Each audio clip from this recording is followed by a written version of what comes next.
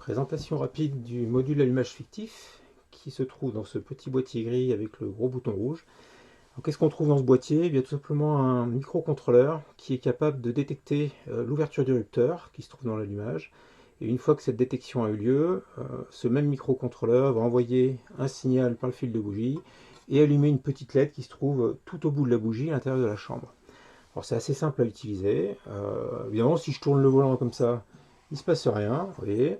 Par contre, si je tourne le volant en appuyant en même temps sur ce bouton rouge, normalement, lorsque je passe au point de rupture, tchac, vous l'avez vu, j'ai allumé la LED qui correspond donc à l'allumage du mélange, lorsqu'on enflamme le mélange à l'intérieur de la cavité. Alors c'est sympa parce que ça permet de voir comment ça fonctionne.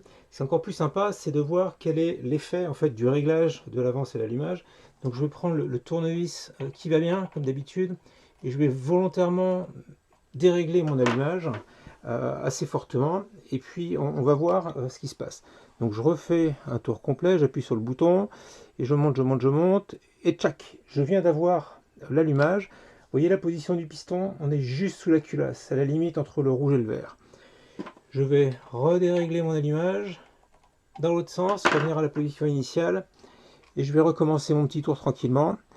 Attention, j'ai volontairement tout déréglé. Tchac, voilà, je viens d'avoir l'allumage et vous voyez que je suis l'équivalent de 2 ailettes de cylindre plus bas que tout à l'heure.